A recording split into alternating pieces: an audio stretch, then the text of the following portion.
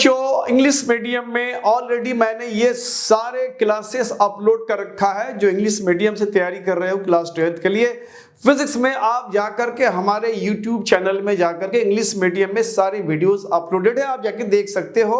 क्योंकि बहुत दिनों से डिमांड था हिंदी माध्यम के बच्चों के लिए, सर हम लोग के लिए भी कुछ आप कीजिए, तो मैं स्पेशली जो ये सेशन मेरा चल रहा है हिंदी माध्यम के बच्चों के लिए क्लास 12th का फीस मैं स्टार्ट कर चुका हूँ।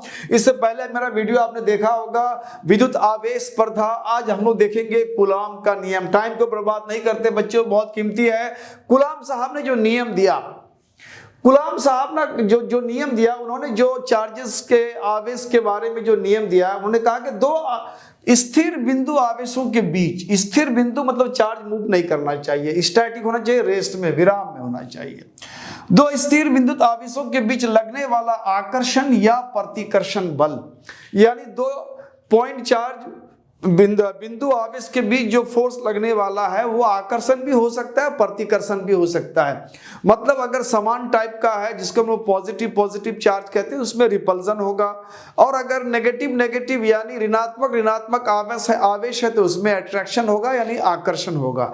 तो कह रहा है कि दो बिंदु आवेश जो बिल्कुल स्थिर हो उसमें लगने वाला आकर्षण या प्रतिकर्षण बल जो होता है वो बल बिंदु आवेशों के परिमाण के गुणनफल के अनुकर्मानुपाती होता है। मतलब दोनों बिंदु आवेश के बीच जो फोर्स है वो आकर्षण या प्रतिकर्षण जो भी हो, वह बल का परिमाण कितना होगा वह निर्भर करता है कि दोनों बिंदु आवेश का जो वैल्यू है, मान है, कितने कूलम का चार्ज है, उन दोनों का गुणनफल जितना ज्यादा होगा उतना ज्यादा फोर्स लगेगा। उसको बोलते हैं अनुकर्मानुपाती।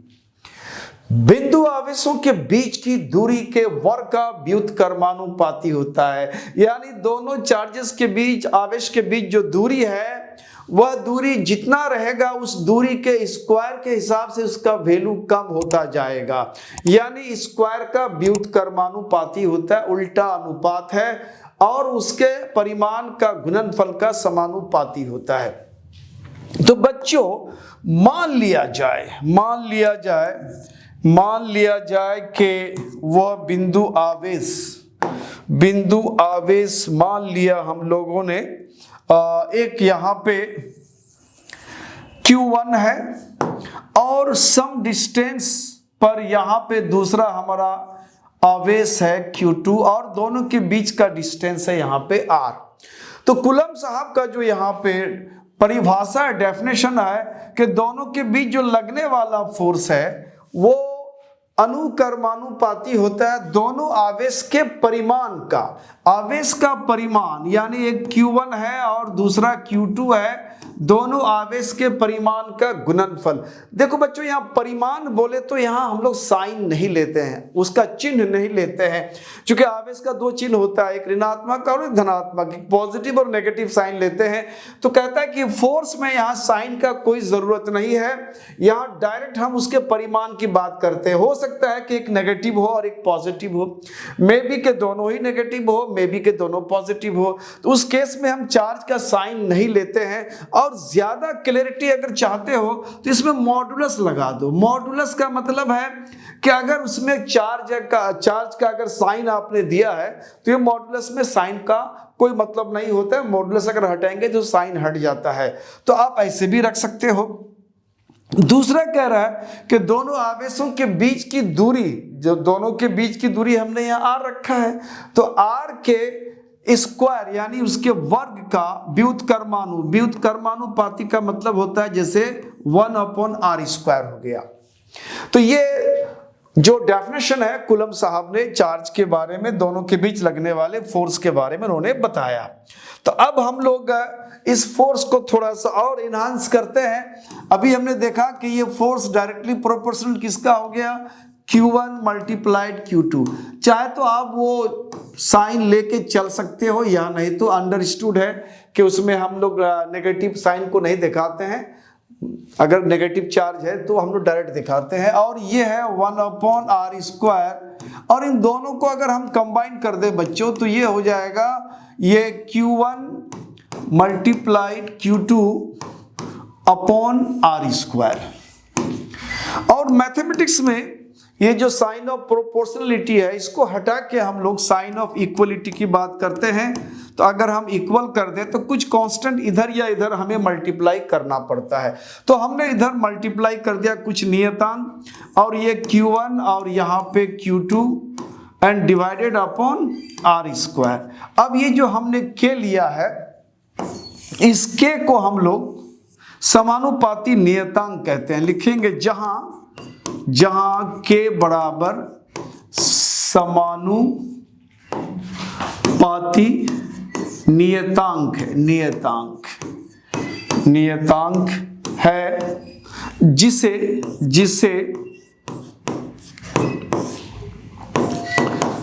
स्थिर विद्युत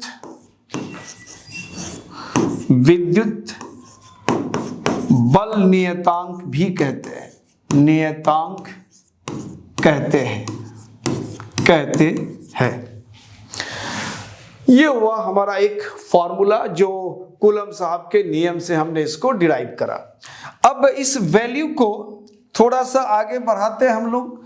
अब यहां पे हमने फोर्स इक्वल टू रख दिया some constant Q1 Q2 upon r square. अब ये जो k का वैल्यू है, ये k का वैल्यू क्या होगा? k का वैल्यू, k का मान निर्भर करता है, k का मान निर्भर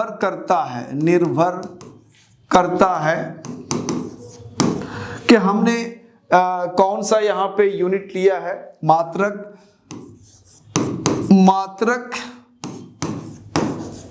तथा दोनों आवेशों के बीच में कोई माध्यम अगर है तो वो उस पर भी निर्भर करता है, तथा आवेशों के बीच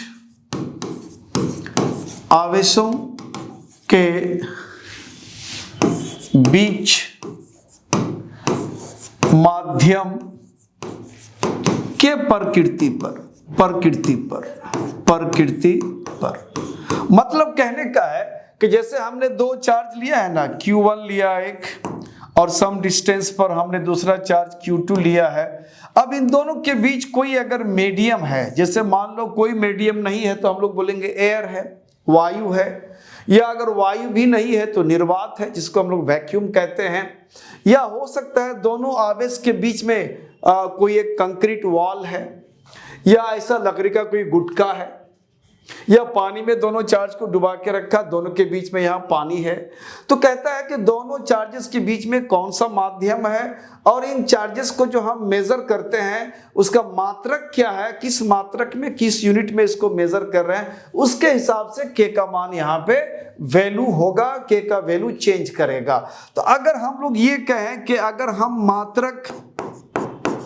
मात्रक SI लें और दोनों चार्ज के बीच में कोई माध्यम नहीं रखे, यानी चाहे तो वो एयर होगा या फिर निर्वात है, तो हम लोग बोलेंगे वायु तथा निर्वात के लिए, दोनों के लिए, चाहे वायु हो या निर्वात हो, निर्वात मतलब वैक्यूम के लिए ये जो k का मान कूलम कांस्टेंट का वैल्यू उन लोगों ने जो एक्सपेरिमेंट करके प्रयोगशाला में डिराइव किया है वो वैल्यू आया है 1/4 पाई इप्सिलॉन नॉट, या इप्सिलॉन 0 कहते हैं। ये ग्रीक लेटर है बच्चों, इस तरह से लिखते हैं हम लोग इप्सिलॉन, और ये इप्सिलॉन 0 बोलते हैं या इसको इप्सिलॉन नॉट कहते हैं हम लोग। तो ये इप्सिलॉन 0 इस तरह से उन लोगों ने डिराइव करा था एक्सपेरिमेंट करके। और ये पाई का वैल्यू तो आप जानते हो 22/7 या 3.14 भी कहते हैं हम लोग।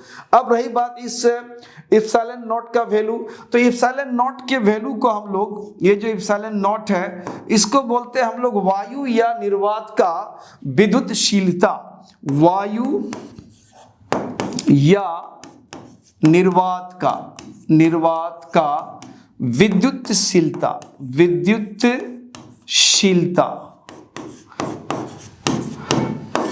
या वायु या निर्वात का निरपेक्ष भी कह सकते हो, निरपेक्ष विद्युतशीलता, एब्सोल्यूट परमिटिविटी। विद्युतशीलता क्या मतलब है? विद्युतशीलता का मतलब है कि दोनों आवेश के बीच में जो भी माध्यम है वह माध्यम दोनों आवेश के बीच लगने वाले फोर्स के लिए कितना ज्यादा सपोर्टिव होता है या कितना रेजिस्टिव होता है, वो माध्यम कितना उसको सपोर्ट कर रहा है या दोनों के फोर्स जो लग रहा है उसको कितना वो रेजिस्ट करता है, यानी उसका विरोध करता है या कम करता है। या यूं कहो कि आगे चल के हम लोग पढ़ेंगे, जहां भी चार्ज होता है वह चार्ज अपने आजू बाजू में एक क्षेत्र का निर्माण करता है जिसको हम लोग विद्युत क्षेत्र कहते हैं। आगे देखेंगे विद्युत क्षेत्र इसी चैप्टर में ही।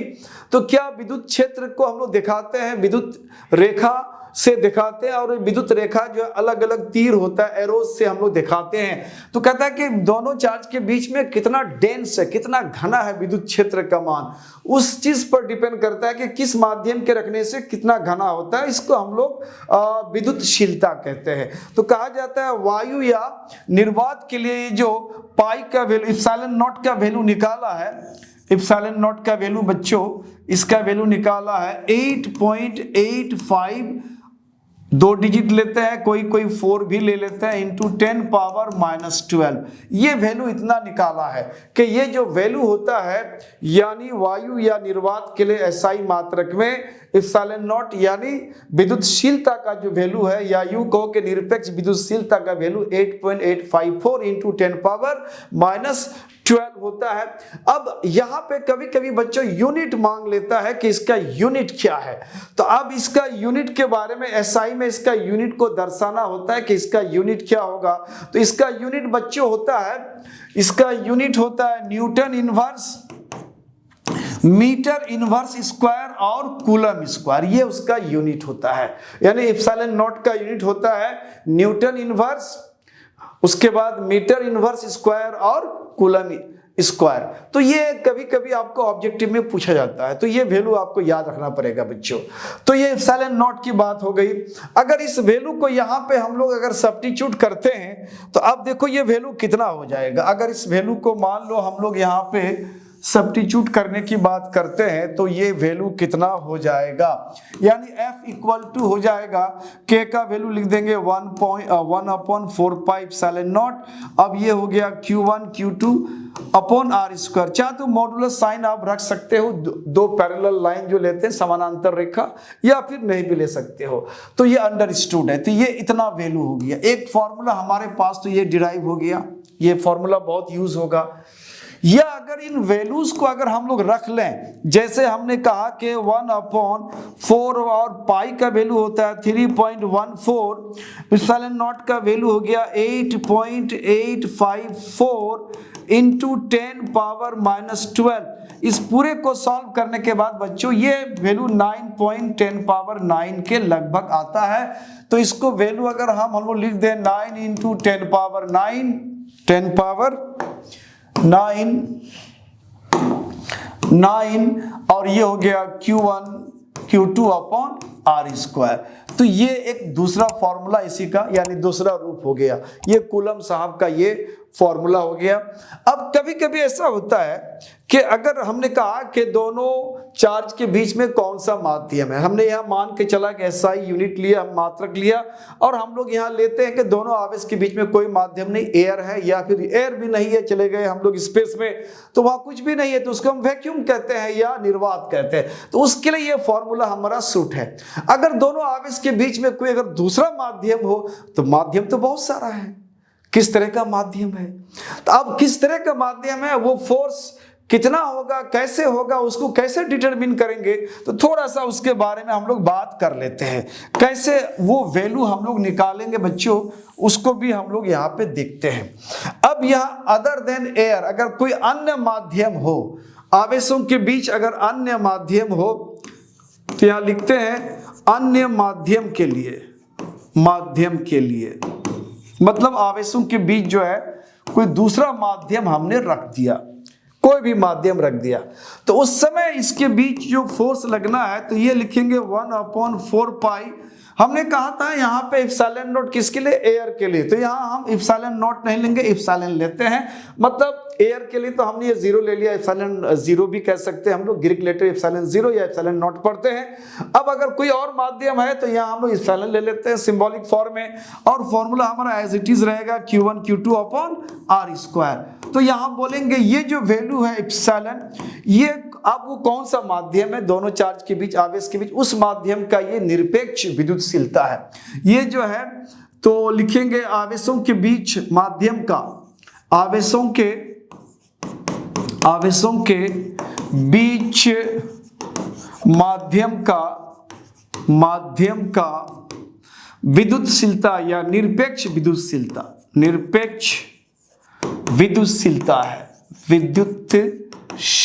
है। यहां एक बहुत कॉम्प्लिकेट पॉइंट ये आ जाता है बच्चों कि ये हम लोग कैसे निकालेंगे। चलो एयर है, दोनों चार्ज के बीच में हमने फोर्स कितना लगा उसको एक्सपेरिमेंटली हमने पता कर लिया, इप्सिलॉन नॉट का वैल्यू हम लोग उसको निकाल सकते हैं। बट अगर हमने माध्यम रखा तो माध्यम अब डिपेंड करता है कि हमने किस तरह का माध्यम रखा। दोनों आवेश के बीच में बहुत बड़ा पत्थर है, बहुत बड़ा लकड़ी का गुटका है, मिट्टी का ढेर है, या कुछ और घास फूस वगैरह रख दिया हमने, या लकड़ी का गुटका रख दिया, या सीमेंटेड कंक्रीट वॉल रख दिया, व्हाटएवर क्या है, किस तरह का कोई लिक्विड का हमने जार रख दिया है, दोनों के बीच में क्या रखा है, तो ये अलग अलग माध्यम के लिए तो वैल्यू अलग अलग होगा। और ये वैल्यू हम लोग निकालेंगे कैसे, द मैटर इज दैट कि इनके वैल्यू को हम लोग कैसे निकालेंगे। तो वेरी सिंपल फंडा है कि इप्सिलॉन यानी किसी भी माध्यम का जो ये निरपेक्ष विद्युतशीलता है कैसे निकालेंगे। तो उसको निकालने के लिए हम लोग करते क्या, एक विधि अपनाते हैं। इस वैल्यू को निकालने के लिए बच्चों आप चाहो तो इसको पॉज करके इसको लिख सकते हो, कोई दिक्कत नहीं, मैं यहां से कर दिया उसको डिलीट। अब मान लिया कि Q1 और Q2 चार्ज है, ओके, और दोनों के बीच का डिस्टेंस यहाँ पे R है, और यहाँ पे हमने कोई माध्यम नहीं रखा। तो इन दोनों के बीच जो लगने वाले फोर्स को सिंबॉलिक में हम लोग F नॉट कर देते हैं, और ये हो गया 1/4 pi epsilon not Q1 Q2 upon R square.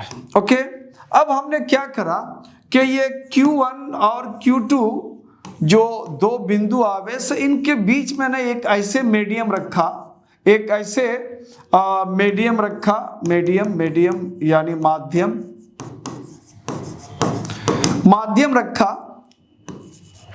और इनके रखने से इन दोनों के बीच जो फोर्स लगा उसको हम माध्यम यानी मीडियम के लिए FM एक सिंबल ले लेते हैं। तो ये हो जाएगा 1/4 पाई इप्सिलॉन, और यहाँ हो जाएगा Q1 Q2 upon R square. तो अब इन दोनों के बीच कितना फोर्स लग रहा है, ये फोर्स को हम डिटरमिन कर सकते हैं। यहाँ कितना फोर्स लग रहा है वो डिटरमिन कर सकते हैं। अब ये वैल्यू कितना है ये तो हमें नहीं पता, लेकिन फोर्स कितना लगेगा ये तो हम जान सकते हैं। तो अब ये दोनों की फोर्स को अगर हम जान जाते हैं तो दोनों के फोर्स को हम रख करके इस वैल्यू को डिटरमिन करने की कोशिश करते हैं कुछ इस तरह से। अब हमने क्या करा, यहाँ पे हमने F नॉट अपॉन FM कर दिया, यानी कितना फोर्स लग रहा है इसमें एयर में और कितना उस माध्यम के रखने से होता है, F नॉट अपॉन FM। अब ये जो वैल्यू आ गया F नॉट हो गया 1/4 pi epsilon not Q1 Q2 upon R square. उसके बाद FM का वैल्यू हो गया 1/4 पाई इप्सिलॉन और ये Q1 Q2 upon R square. अब ये वैल्यू देखो, अब यहाँ मैक्सिमम वैल्यू आपका कट जाता है, ज्यादातर वैल्यू को हम लोग यहाँ पे कैंसिल कर सकते हैं। ये पूरा कैंसिल हो जाएगा, ये कैंसिल होगा 1/4 पाई, ये 4 पाई हम लोग कैंसिल कर सकते हैं। तो अब ऊपर में हमारे पास कितना वैल्यू रह गया बच्चों, तो ऊपर में वैल्यू रह गया हमारे पास 1/एप्सिलॉन नॉट और नीचे रह गया 1/एप्सिलॉन। बाकी सारा वैल्यू हमारा कैंसिल हो जाता है, सारे वैल्यू को हम लोगों ने कैंसिल कर दिया। अब यहाँ पे थोड़ा सा सिंप्लीफिकेशन मांगता है, तो ये हो जाएगा epsilon upon epsilon not, epsilon upon epsilon not. अब यहाँ क्वेश्चन ये है कि ये जो epsilon upon epsilon not value आया, जिसको हम F नॉट अपॉन FM कहते हैं, यानी दोनों चार्ज के बीच में हमने कोई माध्यम नहीं रखा, एयर है या स्पेस में चले गए लेकर के तो कुछ भी नहीं है, और दोनों चार्ज के बीच, आवेश के बीच में कोई माध्यम रख दिया, तो दोनों फोर्स को हमने डिटेक्ट कर लिया, दोनों फोर्स का डिटर्मिनेशन हमने ज्ञात कर लिया, पता कर लिया, और ये दोनों फोर्स का जो रेशियो अनुपात है उसको हम लोग एप्सिलॉन आर से डिनोट करते हैं बच्चों, या कभी कभी हम लोग कप्पा से डिनोट करते हैं, एप्सिलॉन आर या कप्पा से डिनोट करते हैं। अगर हमने एप्सिलॉन आर से डिनोट किया तो इसका नाम हो जाता है सापेक्षिक विद्युतशीलता, इसको बोलते हैं सापेक्षिक विद्युतशीलता, विद्युतशीलता। और अगर हम कप्पा का इस्तेमाल करते हैं तो इसको हम लोग बोलते हैं पराविद्युत नियतांक, इसका नाम है पराविद्युत नियतांक। ये दोनों ही वैल्यू का कोई यूनिट नहीं होता है, कोई बीमीय सूत्र भी नहीं होता है। हम लोग इसका यूनिट देखें अभी एप्सिलॉन नॉट का, तो एप्सिलॉन आर का कोई मात्रक नहीं होता है। कभी कभी आपको बेवकूफ बनाने के लिए, ठगने के लिए दे देता है विच ऑफ द फॉलोइंग, या निम्नलिखित में से कौन एप्सिलॉन आर का मात्रक है या उसका विमीय सूत्र है, तो इस तरह से आपको बना सकता है। तो ये नहीं देना है, बोलना है कि ये ना इसका कोई यूनिट होता है, ना इसका कोई डायमेंशनल फॉर्मूला विमीय सूत्र होगा। क्यों नहीं होगा? तो हम लोग बोलेंगे ये वैल्यू क्या है, दो समान सेम टाइप का फिजिकल क्वांटिटी का रेशियो। जब समान टाइप का भौतिक राशि का अनुपात होता है तो दोनों का यूनिट और दोनों का मात्रक यानी डायमेंशनल फॉर्मूला यानी विमीय सूत्र, ये दोनों ही कैंसिल हो जाता है। इसलिए ये इसका कोई मात्रक नहीं होता है, मात्रकहीन बोलते हैं इसको। ये दोनों ही क्या है, मात्रकहीन तथा विमाहीन भी होता है। विमाहीन यानी विमीय सूत्र भी नहीं होगा, इसका कोई मात्रक भी नहीं होगा। तो अब हम लोग यूं कह सकते हैं, अगर हमने एप्सिलॉन आर की बात करा तो ये हो गया एप्सिलॉन अपॉन एप्सिलॉन नॉट। अब अगर यहाँ पे एप्सिलॉन आर को एप्सिलॉन नॉट से मल्टीप्लाई कर देंगे तो यहाँ हो जाएगा एप्सिलॉन। अब अगर हम लोग वैल्यू की बात करेंगे किसी माध्यम के लिए, तो अब हमारे पास जो निरपेक्ष विद्युतशीलता माध्यम का वो वैल्यू हमें मिल गया, क्योंकि दोनों फोर्स को डिवाइड करके हम लोग एप्सिलॉन आर का वैल्यू निकाल चुके, और एप्सिलॉन नॉट का वैल्यू ऑलरेडी एक्सपेरिमेंट प्रयोगशाला में ये वैल्यू ज्ञात है। बच्चों epsilon r epsilon naught equal to हो गया एप्सिलॉन। यानी अब यहाँ पे अगर हम फोर्स की बात करेंगे किसी माध्यम में Fm, तो ये हो जाएगा 1/4 पाई एप्सिलॉन। एप्सिलॉन की जगह पे हम क्या रखेंगे, आप एप्सिलॉन आर और epsilon r and epsilon naught Q1 Q2 upon r square. चाहे तो आप ऐसे रख सकते हो, या फिर आपको अगर हम लोग के रखना है, डाइलेक्ट्रिक कांस्टेंट कहते हैं इंग्लिश में, पराविद्युत नियतांक भी कहते हैं, तो ये वैल्यू हम ऐसे भी रख सकते हैं 1/4 पाई एप्सिलॉन नॉट। इसके जगह पे हमने कर दिया kappa Q1 Q2 upon r square.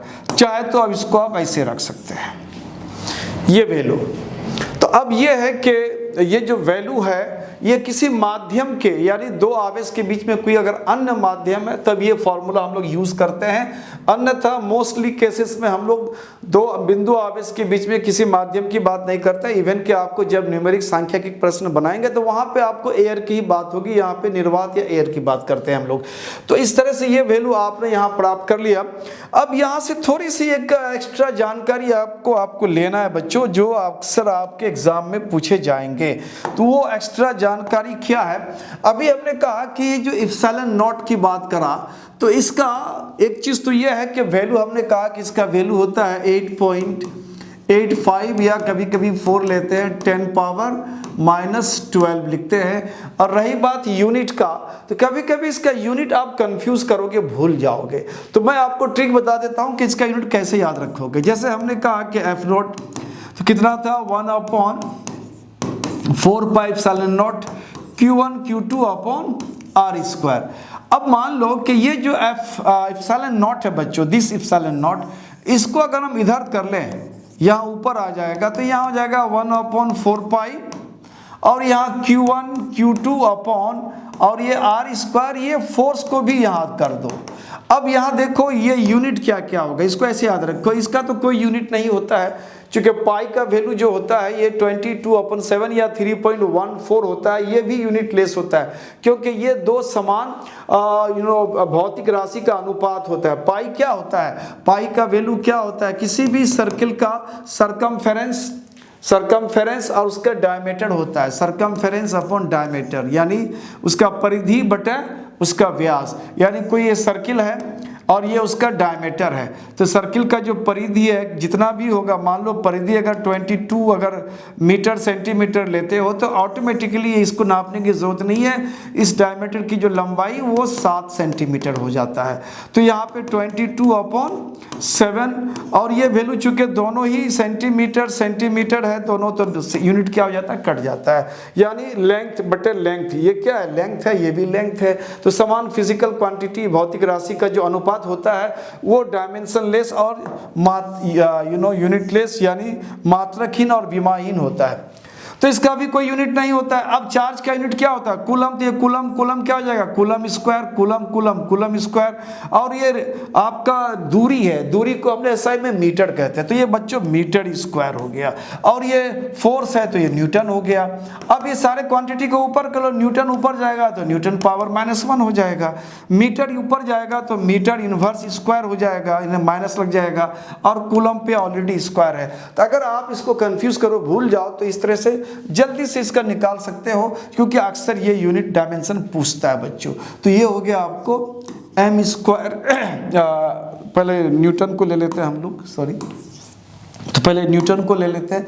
तो ये हो गया बच्चों न्यूटन इनवर्स, उसके बाद होता है, उसको बोलते हैं मीटर इनवर्स स्क्वायर, और ये हो गया कूलम स्क्वायर। तो ये हो गया उसका यूनिट हो गया, मात्रक हो गया। अब कभी कभी इसका डायमेंशनल फॉर्मूला पूछ देता है, तो अब इसका डायमेंशनल फॉर्मूला आप कैसे निकालोगे, तो सबसे पहले हम लोग चार्ज के बारे में बात करते हैं। क्योंकि डायमेंशनल फॉर्मूला या बीमीय सूत्र की जब बात करते हैं बच्चों, तो उसके लिए ज़रूरी है कि 7 फंडामेंटल जो भौतिक यानी 7 भौतिक मौलिक भौतिक राशि जो है, उसी के पावर को हम डायमेंशन कहते हैं। तो अब सवाल ये पैदा होता है कि चार्ज क्या हमारा फंडामेंटल यानी मौलिक भौतिक राशि है, तो नहीं है। विद्युत धारा इलेक्ट्रिक करंट जो होता है वो हमारा 7 मौलिक राशियों में आता है। तो हम करंट से इसका वैल्यू निकालेंगे। करंट को हम लोग I से लिखते हैं, और करंट बराबर होता है आवेश यानी चार्ज बटे टाइम, यानी पर यूनिट टाइम में किसी सेक्शन से किसी कार्ड से कितना विद्युत धारा विद्युत आवेश प्रवाहित हो जाता है, उसको हम लोग विद्युत धारा कहते हैं। तो अब यहाँ अगर हम यूं कहें कि IT इक्वल टू क्या हो जाएगा, Q। अब इसका Q का जो डायमेंशनल फॉर्मूला है वो इन दोनों का डायमेंशनल फॉर्मूला, करंट के लिए तो कभी कभी I लिखते हैं या कभी A लिखते हैं, और टाइम के लिए कैपिटल T लिखते हैं। तो अगर हम यूं बोलें कि चार्ज का डायमेंशनल फॉर्मूला, जब डायमेंशनल फॉर्मूला किसी का निकालते हैं तो हम लोग उसको स्क्वायर ब्रैकेट के अंदर रखते हैं। तो ये चार्ज का करंट का हो गया, करंट का चाहे तो I रखो या A रखो, A लिखने का रिवाज ज़्यादा है तो यहाँ A कर दिया, और यहाँ पे टाइम के लिए T होता है, तो चार्ज का ये हो जाता है। तो अगर हम इसका विमीय सूत्र की बात करेंगे बच्चों, विमीय सूत्र इसको बोलेंगे एप्सिलॉन नॉट का विमीय सूत्र।